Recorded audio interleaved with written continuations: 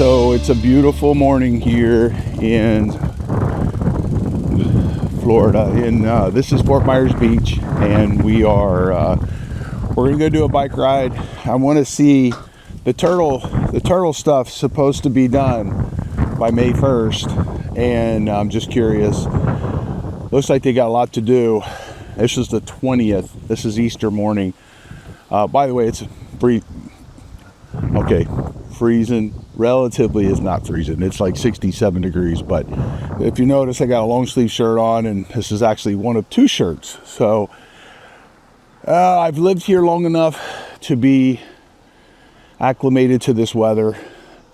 Originally from Ohio, so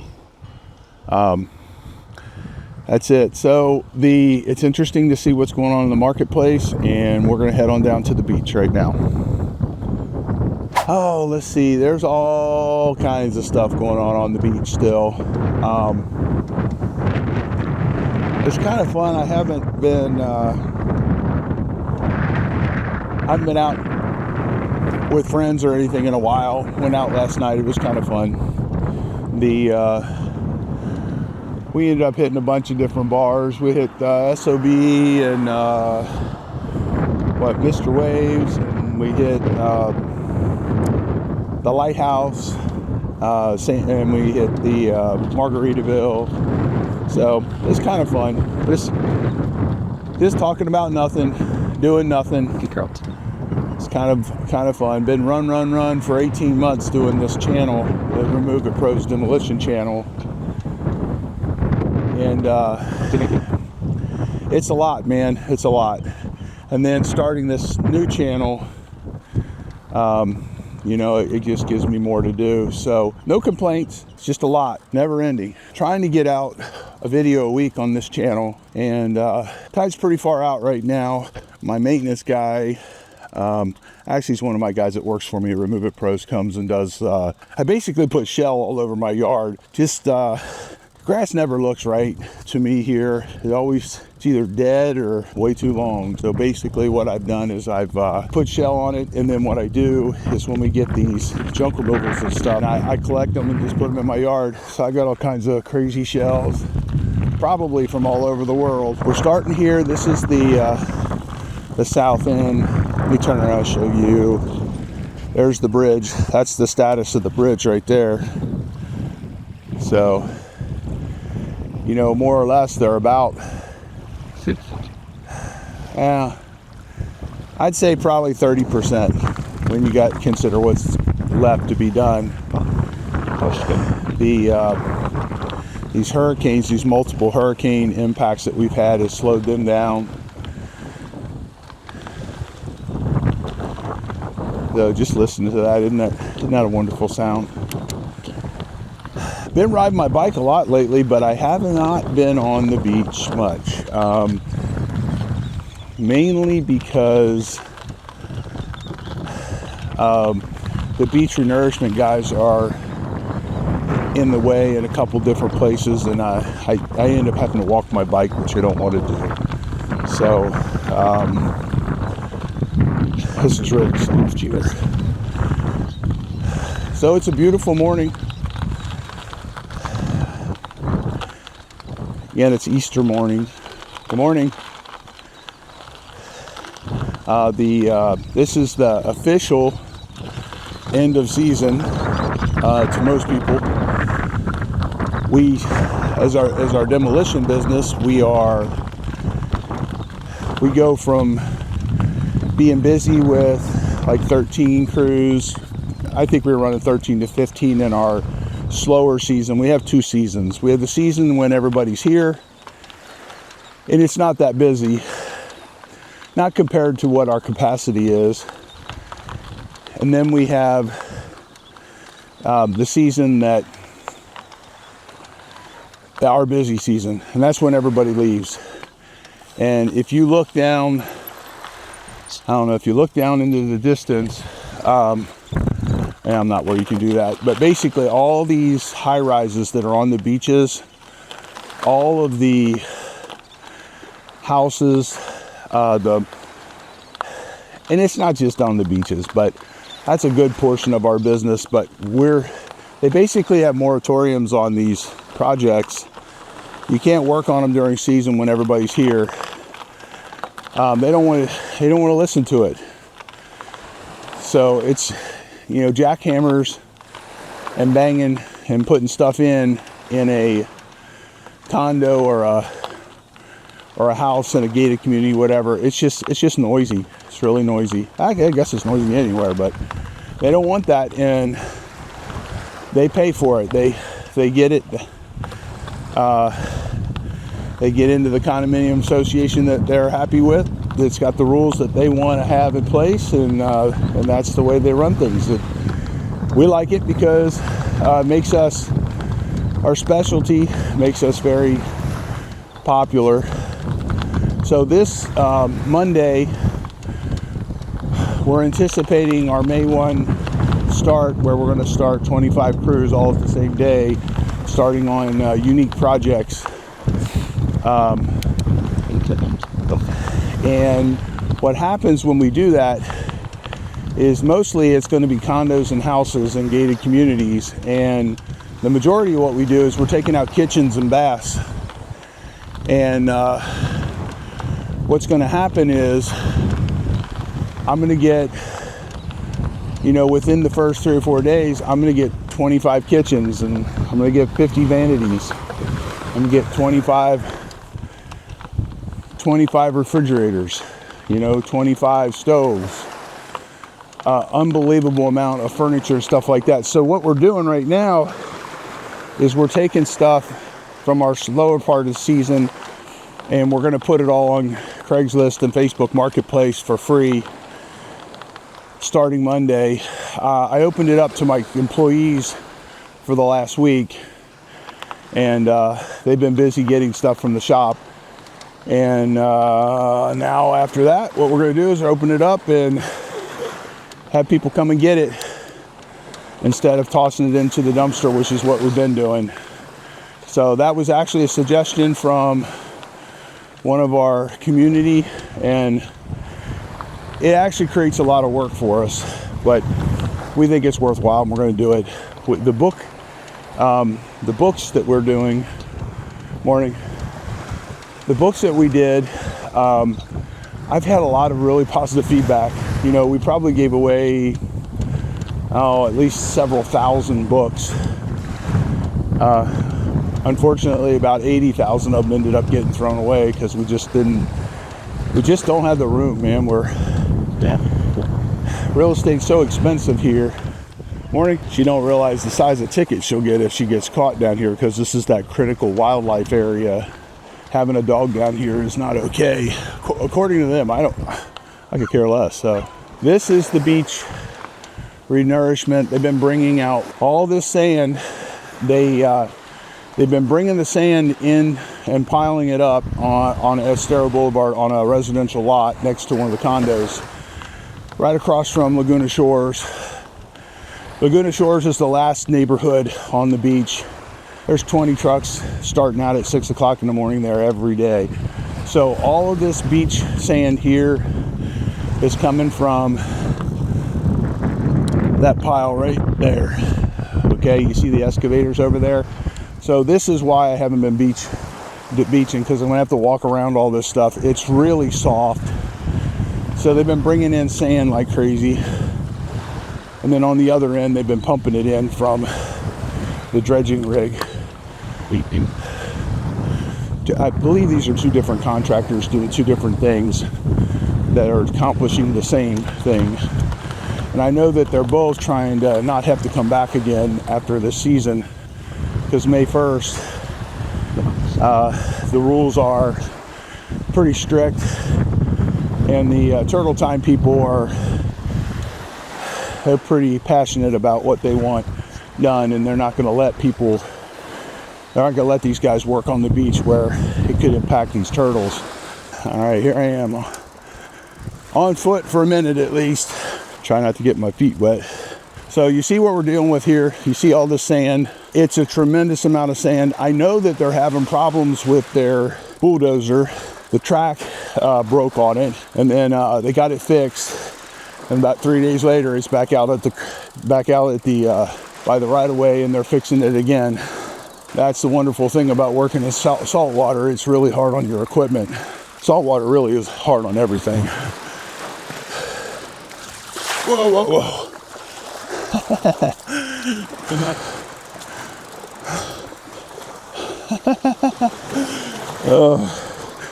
Trying to avoid getting my shoes wet. I think it's a lost cause. Oh my gosh. The amount of sand is, well, I guess I don't have to worry about getting them wet anymore. They're soaked. So at any rate, that's it. We're getting around here. If you look out there, you see right out there? That's Leonardo Arms. That building right there was literally in the Gulf for a good portion of the last couple of years. They put in a seawall to protect it and kept it from getting critically undermined.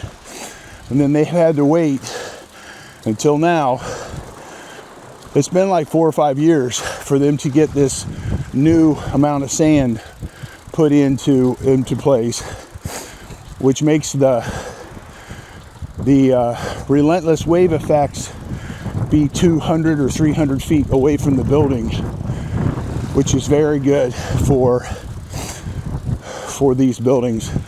So the Estero Beach and Tennis Club, the pink building next door to that, which I don't know what the name of it is, they were getting direct effects from this.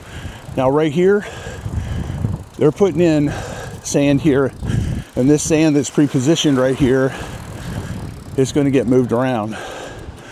Now right now they're getting it all on the beach. I don't know how it works, and as far as them getting paid, I'm sure it has something to do with that, because they're not making a big effort to place it. They're just making a big effort to get it on the beach. That might be what they get paid for. All right, so we're back at it. Had to walk around those big piles, and there's a lot of sand there. All right, the bulldozer's broke, so they haven't been able to push the sand around. I don't know what they're going to do. I don't know if they're going to run 24 hours a day all the way through May 1st and be able to get some of this placed, or if it's just going to be, they're just going to drop it and leave it until next year. I'm curious to see what's going to happen. You see those lights up there in front of me? These guys have been working overnight, and they don't want us back up in here, so I'm going to have to go around. So this is why I haven't been biking on the beach, because a lot of places that I normally go, I get, put into a situation where I'm somewhere I'm not supposed to be. Super excited and overjoyed with the fact that they're going to be done here shortly. It's been a long time coming. So there's what it looks like. Leonardo Arms. That's a sediment pool, and that bulldozer right there is spreading everything out. They've come a long way. So, good morning. Happy Easter. So at any rate, that's what we're dealing with. I'm getting around this building, and then we'll head on back down the beach again some more. And this is just showing you what they're doing. So they've had a couple blowouts in those pipes. So which means to me, because they haven't had very many blowouts, that they're increasing the pressure, increasing the speed, and then more pressure makes the pipes blow up. And they have to shut down their whole operation, run down there and fix it before they get started again, because everything's predicated on everything else. Those boosters. So pretty cool. Pretty cool. I'm so glad they got to keep their building here. This pink building here got undermined by Milton. We did some work on that one. As you can see, this is what it looks like. That is your beach renourishment dollars at work. So you see it? You see the little thing right there? That's being piped from 6 miles away. It's 1.5 miles offshore, and it's being piped all the way up the beach. And then what's going to happen next is these guys are going to have to pull all their pipes out. I don't know if they'll leave them buried or what, but I know they're hoping that they don't have to come back. I don't think they're going to get a choice here. So this right here, you know, they're about 50 foot off the wall at the new elevation, and it looks like they still got quite a ways to go. You're looking at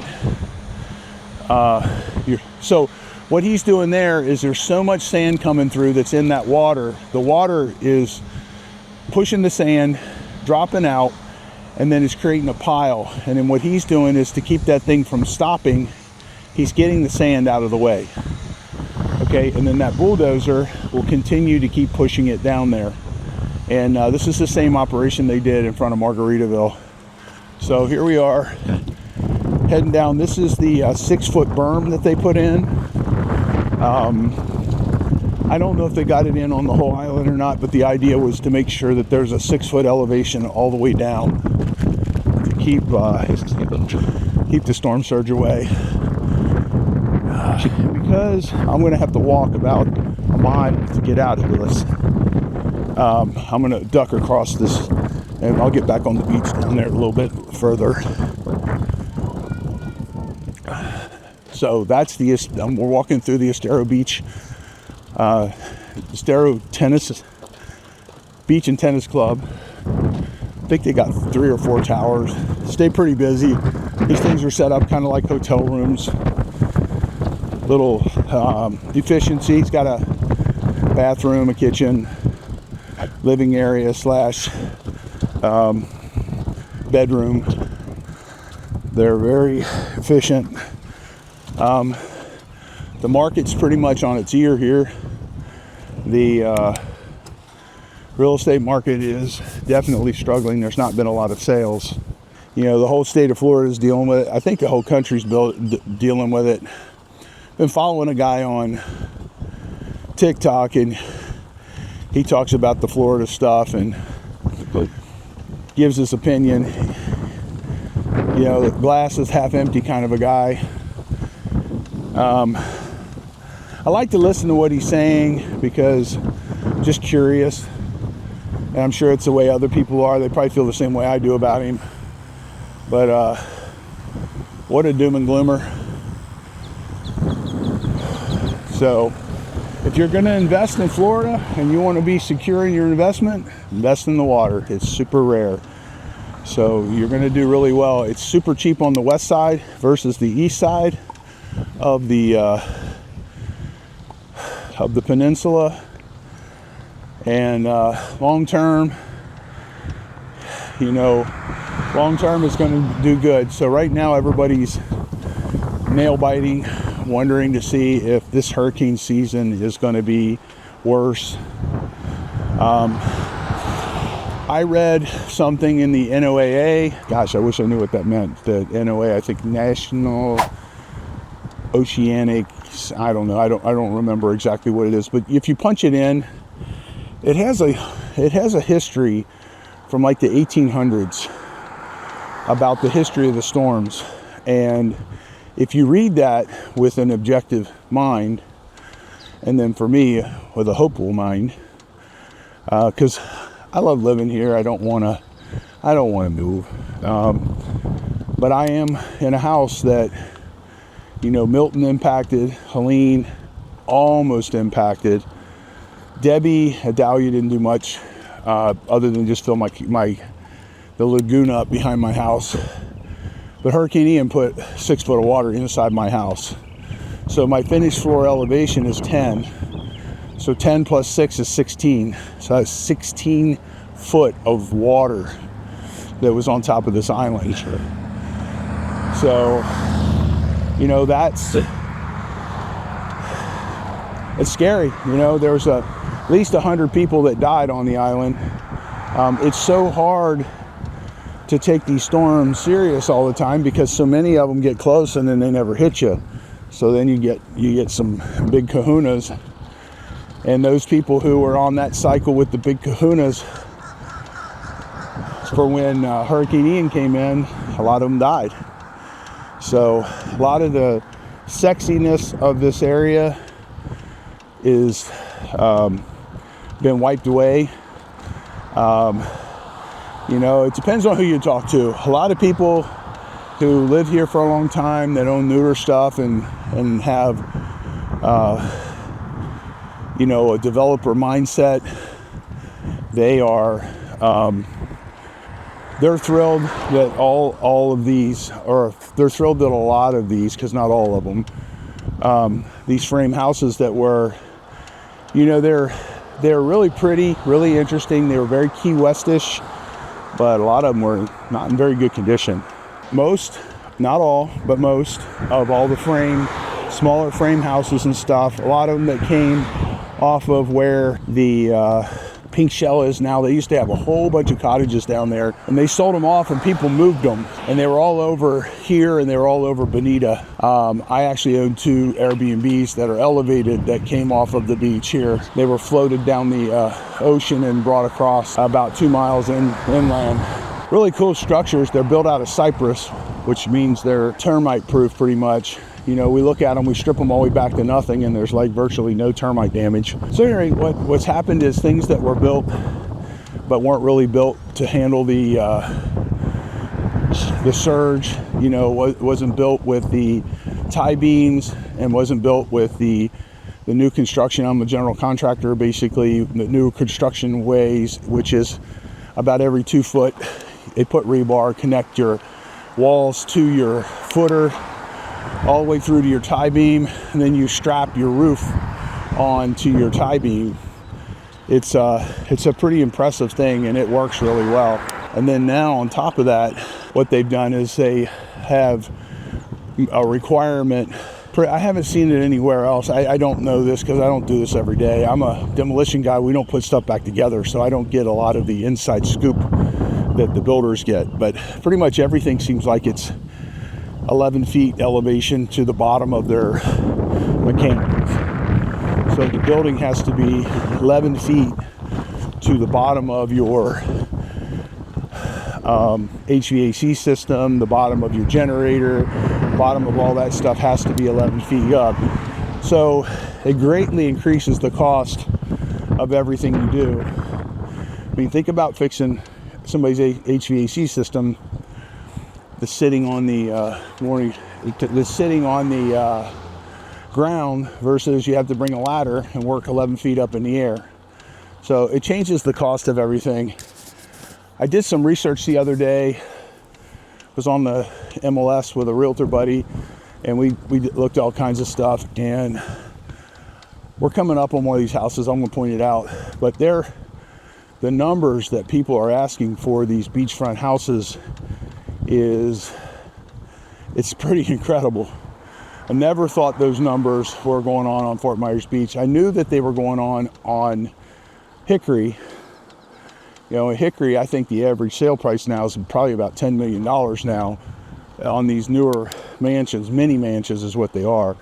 They're like 5,000 or 6,000 square feet stacked on top of each other. Good morning. So these two right here, to the right, the green and the green, they're brand new builds since Hurricane Ian. This one right here, that is a modular. I'm curious to see what kind of money they got in it. I'm gonna ask around and see if somebody knows. But that white one right there, that just sold for just shy of $11 million. That's a big number. My neighbor actually built that, Gary Lau. He's got his house up for sale. I think it's for $6.5 million.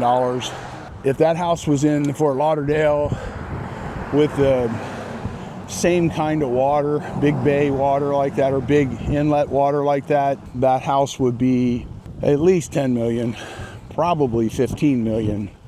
So, and that's where we're headed here. What's going to happen, whether people want it to happen or not, doesn't really matter. It's going to happen. You know, the cost to do everything here is going way up.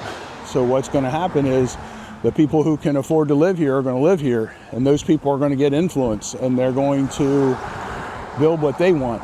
And we're going to have, this is going to look more and more like Miami. It's going to look more and more like Naples. It's going to have more generational wealth here instead of, this is working class wealth mainly. People who become successful. I don't know, a lot of guys here, they're rich, but compared to somebody in Naples, you know, they're just not very rich. So, but compared to, you know, the Joe Schmo, they're pretty well off. So there's another one of those. You see that blue thing way out there? That is a booster station for that pipe that we saw that had all the water coming out of it. So this is where they had a heat service this morning. It's 6:45, which I got up early to go to and realized it was 6:45. So this is that pipe. This is the pipe that's going 6 miles down the road or down the beach. You can't tell, but inside of that pipe there is water rushing probably 20-30 miles per hour. And it's going so fast that it's carrying the sand with it, and it's going all the way down to where we were at earlier on the beach. So, good morning. So we're coming up to that big gray building out there in the front. That's the Diamond Head, if you're not familiar with that. The building just behind it that's teal is the Lani Kai. Now, I don't know if they just had the lumber delivered or if they actually had something built and then just set it on top of their building or not. The article that I read, I only read a short portion of it. It could be either way. So whatever they're doing, they're on it as far as getting the rooftop restaurant back in place at the Lani Kai. So I had dinner with somebody who's been here a long time, who's kind of interwoven into the fabric of the leadership of this island. And it's interesting to hear some of the stuff that went down with Candineros attacking the guys that they were building the Margaritaville and the stuff that they went through. Kind of the inside scoop. I don't know. She didn't really tell me it was private, but she didn't tell me I could talk about it either. So, and out of respect for her, I'll just wait. I'll ask her next time I see her, because if she doesn't care, I want to kind of tell you all about that. It's very interesting. So one of the things I did hear about the Lani Kai, and this is from their long-term bartenders,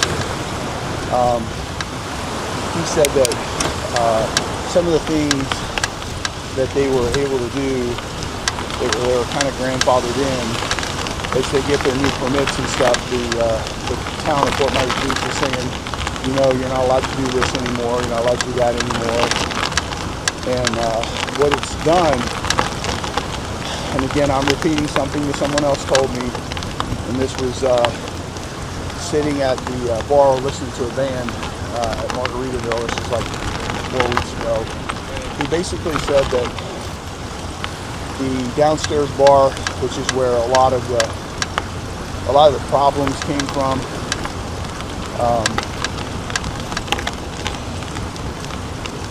that they basically, you know, they're not allowed to go out and put that bar back in the same capacity that it was in. And he said that they got a very small bar set up for the Lani Kai now versus what they had in the past.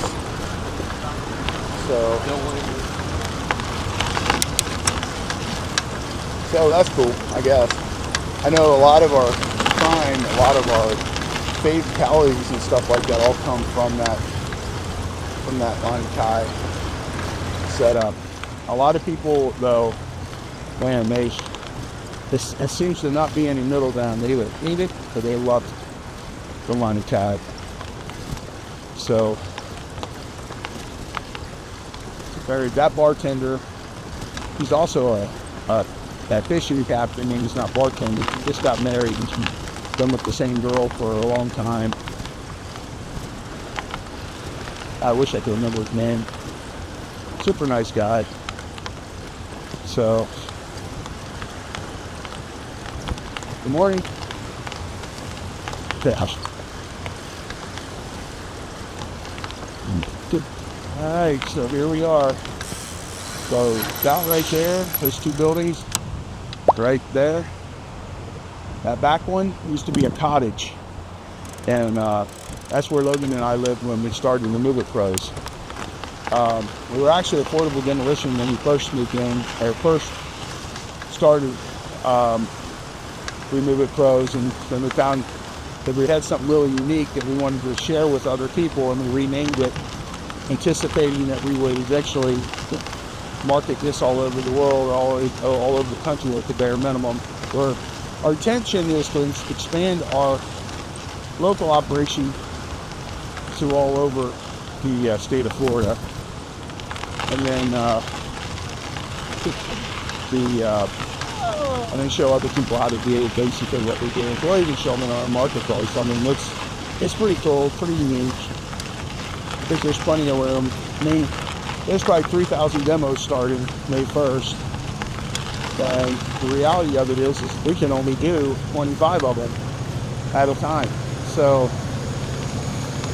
and for the most part, we can do 25 about every 3 to 5 days. So,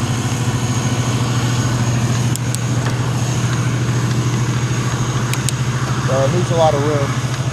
During this time of the year, if we have 50 crews, we can run all 50 of them. I couldn't run them all year though. I could only run them for say 4 months, 5 months. Every year is different. The amount of rehabbing and stuff that's going on in Naples is still the same as it normally is. I think that a lot of people, if they can use us, they use us because we make their life simpler. When we're not available, they just use whoever they got to use, and it typically makes it a lot easier for us when people are customers because they just don't control things the way he does.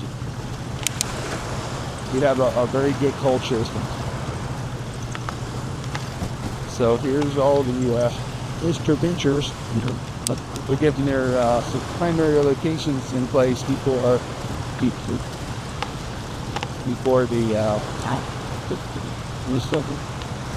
the rest of everybody else gets out here. It's probably going to be completely nuts on the beach today. So I really mistimed this. I was supposed to be back down here meeting my dad and his caregiver at 10. I was going to do it on my car, but here we go. We're running late, so I'm just barely going to get there. Free time to eat with him.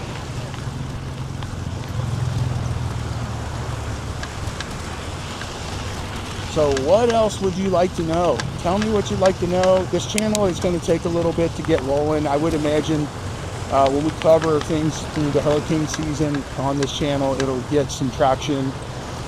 We are in this for the long haul. We had to split our demolition stuff away from this. Fort Myers Beach traffic was affecting our viewership.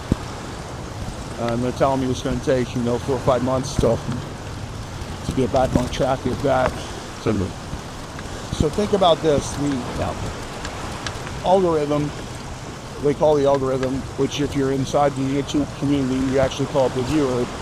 The viewer got used to just focusing on Fort Myers Beach stuff for our channel, and what happened is we kind of got a microscopic impact, and we have some very unique content that should be getting more of a global reach. And I can't do both. I made a mistake by coming out of the hurricane season and staying hyper focused on Fort Myers Beach updates and stuff. Kind of hurt our algorithm. So alright, so we're going to have this channel, and then we're also going to have our demolition channel. I also have the junk removal channel. That junk removal book is actually on its way to me, my first book. It's they call it a mock-up or draft. So they actually printed it, painted the cover, everything, and they're going to send it to me for me to look over and give it a markup, and then we'll send it back. So that's been installed. It's been a long haul. You know, unbelievable how long it takes to do that kind of stuff. And then I've got all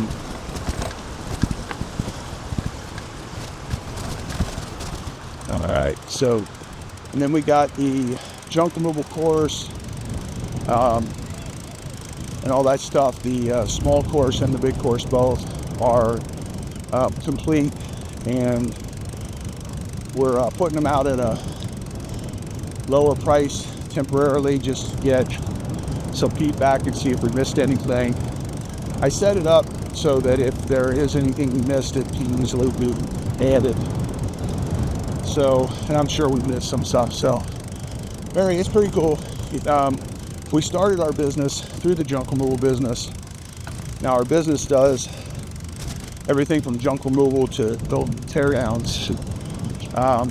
And, you know, we have multiple streams of income at this point, but we started it all off the junk removal business. And we have a book out on how to do that. I have a couple other books that we're working on all at the same time. One's on scrap metal. One of them is on selective demolition. One of them is on how to repurpose stuff. And all this stuff is based off of our successful track record. And so that's pretty much it. So we're heading into Margaritaville here. I'm going to sign off. So basically that's it. So it's your Movie Pros Demolition, Dave Lockwood, and I'll see you on the next video.